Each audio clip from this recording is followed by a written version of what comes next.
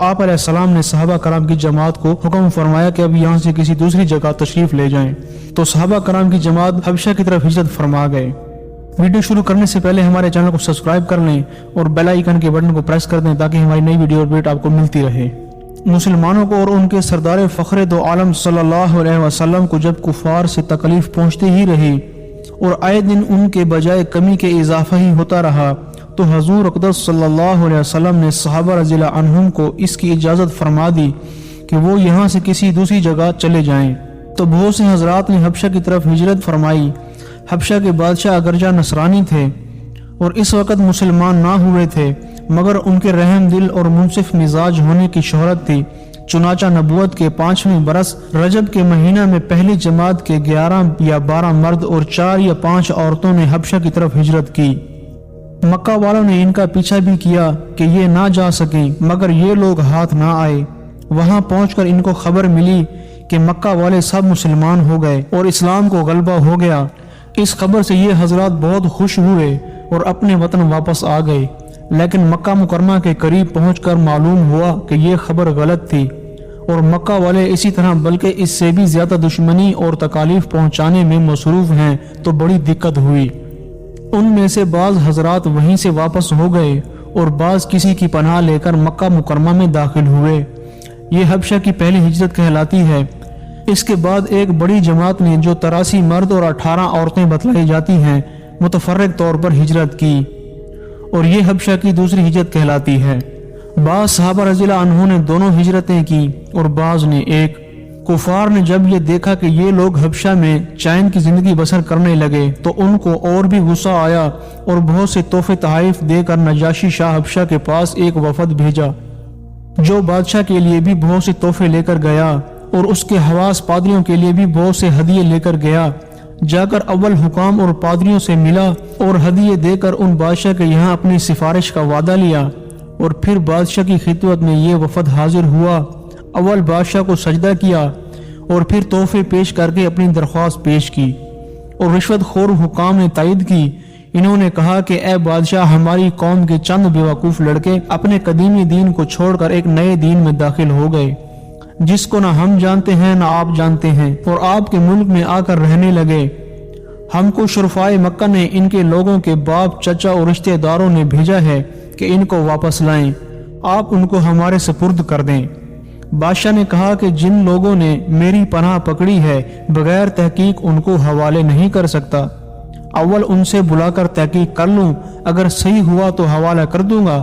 چنانچہ مسلمانوں کو بلایا گیا۔ مسلمان اول بہت پریشان ہوئے، کیا کریں، مگر اللہ کے فضل نے مدد کی اور ہمت سے طے کیا کہ چلنا چاہیے اور صاف بات کرنا چاہیے۔ بادشاہ کے یہاں پہنچ کر سلام کیا۔ کسی نے اعتراض کیا کہ تم نے بادشاہ کو آداب شاہی کے موافق سجدہ نہیں کیا۔ ان لوگوں نے کہا، ہم کو ہمارے نبی صلی اللہ علیہ وسلم نے اللہ کے سوا کسی کو سجدہ کرنے کی اجازت نہیں دی۔ اس کے بعد بادشاہ نے ان سے حالات دریافت کیے۔ حضرت جعفر رضی اللہ عنہ آگے بڑھے اور فرمایا کہ ہم لوگ جہالت میں پڑے ہوئے تھے، نہ اللہ کو جانتے تھے نہ اس کے رسولوں سے واقف تھے، پتھروں کو پوجتے تھے، مردار کھاتے تھے، برے کام کرتے تھے، رشتے ناطے توڑتے تھے، ہم میں کاکوی ضعیف کو ہلاک کر دیتا ہے۔ ہم اسی حالت میں تھے کہ اللہ نے اپنا ایک رسول بھیجا جس کے نسب کو، اس کی سچائی کو، اس کی امانت داری کو، پرہیزگاری کو ہم خوب جانتے ہیں۔ اس نے ہم کو ایک اللہ وحدہ لا شریک لہ کی عبادت کی طرف بلایا اور پتھروں اور بتوں کے پوجنے سے منع فرمایا۔ اس نے ہم کو اچھے کام کرنے کا حکم دیا، برے کاموں سے منع کیا۔ اس نے ہم کو سچ بولنے کا حکم دیا، امانت داری کا حکم دیا، صلہ رحمی کا حکم دیا، پڑوسی کے ساتھ اچھا برتاؤ کرنے کا حکم دیا، نماز، روزہ، صدقہ، خیرات کا حکم دیا اور اچھے اخلاق تعلیم کیے۔ زنا، بدکاری، جھوٹ بولنا، یتیم کا مال کھانا، کسی پر تہمت لگانا اور اس قسم کے برے اعمال سے منع فرمایا۔ ہم کو قرآن پاک کی تعلیم دی، ہم اس پر ایمان لائے اور اس کے فرمان کی تعمیل کی، جس پر ہماری قوم ہماری دشمن ہو گئی اور ہم کو اس طرح ستایا گیا۔ ہم لوگ مجبور ہو کر تمہاری پناہ میں اپنے نبی صلی اللہ علیہ وسلم کے ارشاد سے آئے ہیں۔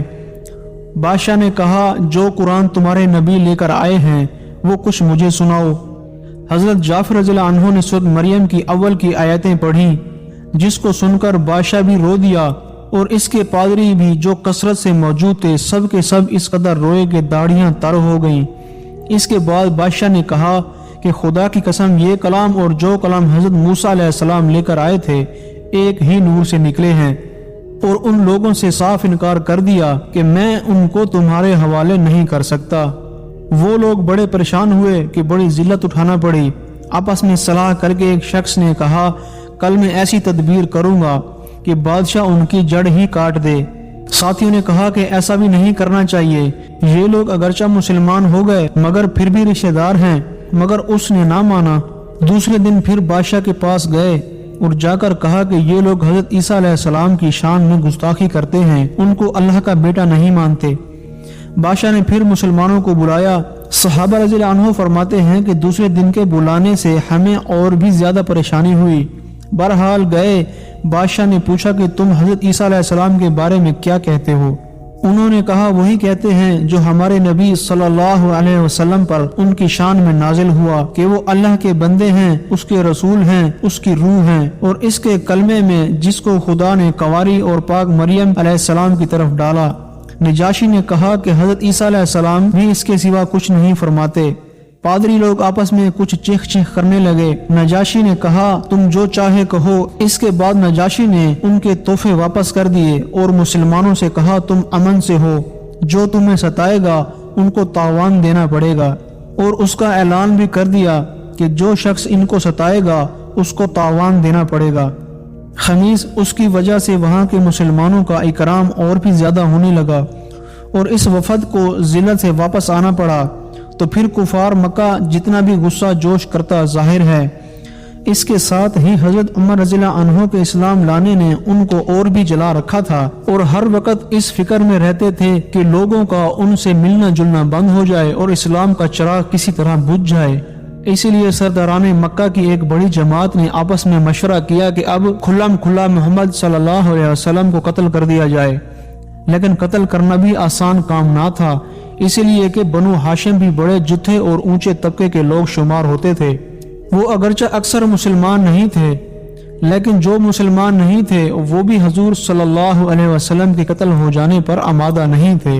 اسی لیے ان سب کفار نے مل کر ایک معاہدہ کیا کہ سارے بنو ہاشم اور بنو مطلب کا بائیکاٹ کیا جاوے، نہ ان کا کوئی شخص اپنے پاس بیٹھنے دے، نہ ان سے کوئی چیز خرید و فروخت کرے، نہ بات چیت کرے، نہ ان کے گھر جائے، نہ ان کو اپنے گھر میں آنے دے، اور اس وقت تک صلح نہ کی جائے جب تک وہ حضور صلی اللہ علیہ وسلم کو قتل کے لیے حوالے نہ کر دیں۔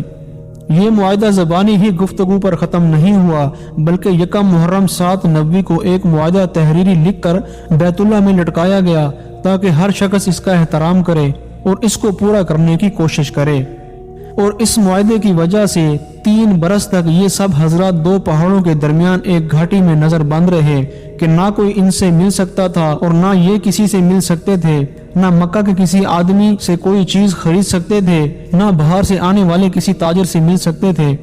اگر کوئی شخص باہر نکلتا تو پیٹا جاتا اور کسی ضرورت کا اظہار کرتا تو صاف جواب پاتا۔ معمولی سا سامان غلہ وغیرہ جو ان لوگوں کے پاس تھا وہ کہاں تک کام دیتا۔ آخر فاقوں پر فاقے گزرنے لگے اور عورتیں اور بچے بھوک سے بےتاب ہو کر روتے اور چلاتے، اور ان کے اعضاء کو اپنی بھوک اور تکالیف سے زیادہ ان بچوں کی تکالیف ستاتی۔ آخر 3 برس کے بعد اللہ کے فضل سے وہ صحیفہ دیمک کی نظر ہوا اور ان حضرات کی یہ مصیبت دور ہوئی۔ 3 برس کا زمانہ ایسے سخت بائیکاٹ اور نظر بندی میں گزرا، اور ایسی حالت میں ان حضرات پر کیا کیا مشقتیں گزری ہوں گی وہ ظاہر ہے، لیکن اس کے باوجود صحابہ کرام رضی اللہ عنہم اجمعین نہایت ثابت قدمی کے ساتھ اپنے دین پر جمے رہے، بلکہ اس کی اشاعت فرماتے رہے۔ فائدے میں شیخ الحدیث رحمۃ اللہ علیہ فرماتے ہیں یہ تکالیف اور مشقتیں ان لوگوں نے اٹھائی ہیں جن کے آج ہم نام لیوا کہلاتے ہیں اور اپنے کو ان کا متبع بتلاتے ہیں اور سمجھتے ہیں ہم لوگ ترقی کے باب میں صحابہ کرام رضی اللہ عنہم اجمعین جیسی ترقیوں کے خواب دیکھتے ہیں، لیکن کسی وقت ذرا غور کر کے یہ بھی سوچنا چاہیے کہ ان حضرات نے قربانیاں کتنی فرمائیں اور ہم نے دین کی خاطر، اسلام کی خاطر، مذہب کی خاطر کیا کیا۔ کامیابی ہمیشہ کوشش اور صحیح کے مناسب ہوتی ہے۔ ہم لوگ چاہتے ہیں کہ عیش و آرام، بد دینی اور دنیا طلبی میں کافروں کے دوش بدوش چلیں، اور اسلامی ترقی ہمارے ساتھ ہو، یہ کیسے ہو سکتا ہے؟ تو میرے دوستوں بزرگوں بھائیوں، اگر ویڈیو اچھی لگے، پسند آئے تو چینل کو سبسکرائب ضرور کر۔ ملتے ہیں اگلی ویڈیو میں، تب تک کے لیے اللہ حافظ۔